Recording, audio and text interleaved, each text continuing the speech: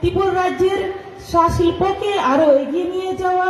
কেননা যে আমাদের মোদীজি সবসময় বলে থাকেন ভোকাল ফর লোকাল এবং আত্মনির্ভর ভারত করা, তার জন্য আজকে যদি আমরা ত্রিপুরাবাসী হই, ত্রিপুরাকে যদি ভালোবেসে থাকি, তাহলে আমাদের ত্রিপুরা রাজ্যের যেগুলো উৎপন্ন হচ্ছে, যেভাবে আমাদের চাকে আমরা জানি আমাদের সরকার ত্রিপুরা রাজ্যে আসার পরে আমরা ত্রিপুরেশ্বরী টি ব্র্যান্ড আমরা নাম দিয়েছি, এবং তো সেই টি আমরা বাইরের টি না ব্যবহার করে পানীয় জল হিসেবে আমরা ব্যবহার করি, টি ব্যবহার করে প্রত্যেকই ঘরে ব্যবহার হয়, কিন্তু সেটা যদি আমরা ত্রিপুরা টি ব্যবহার করি তাহলে আমাদের রাজ্য আরো এগিয়ে যাবে, উন্নয়নের দিকে, আত্মনির্ভর ত্রিপুরার দিকে আমরা এগিয়ে যেতে পারবো।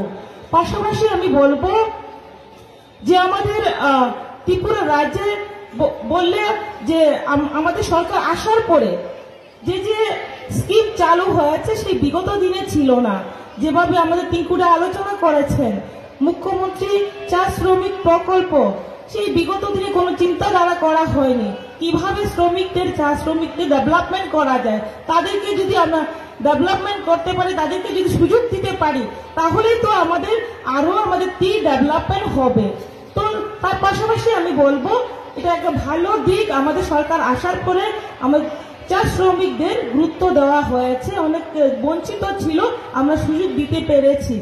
এবং এখানে আমাদের টি বোর্ডের চেয়ারম্যান আলোচনা করেছেন অক্সিজেন সেন্টার আমাদের ত্রিপুরা রাজ্যে হচ্ছে, সেটা একটা বড় দিক যেটা বিগত দিনে চেষ্টা করা হয়নি। আজকে আমাদের সরকার আসার পরে অনেক চেষ্টা করে পরে সেটা সম্ভব হয়েছে। তো মাননীয় মুখ্যমন্ত্রীজিকে আমি ধন্যবাদ দিতে চাই, ওনার কারণে সেগুলো সম্ভব হচ্ছে।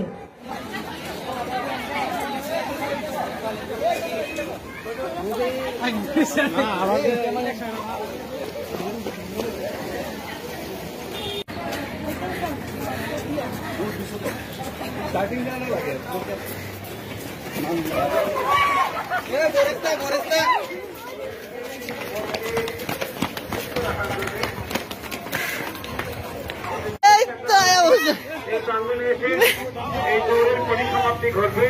আমরা দেখতে পাচ্ছি এই মুহূর্তে আগরতলা রাজপথ বিভিন্ন পথ পরিক্রমা করবে। এই সরকার আসার পর তাদেরকে যেমন মজুরি বাড়ানো হয়েছে, 178 টাকা মজুরি হয়েছে, তেমনি প্রত্যেকের জন্য ঘর, প্রধানমন্ত্রী আবাস, প্রত্যেকের জন্য জল, প্রত্যেকের জন্য বাড়িতে ইলেকট্রিসিটির ব্যবস্থা, সেখানে শিক্ষার ব্যবস্থা, অর্থাৎ তারাও যে আমাদের মৌলিক অধিকার অন্ন বস্ত্র শিক্ষা স্বাস্থ্যের কথা বলি, আজ তারাও সেটা পেয়েছে। এবং ওই সমস্ত পরিবারের জমির সঙ্গে সঙ্গে তাদেরকে প্রায়োরিটি গ্রুপ রেশন কার্ডও প্রোভাইড করা হয়েছে, যে রেশন কার্ড তাদের দীর্ঘ বছরে জুটেনি।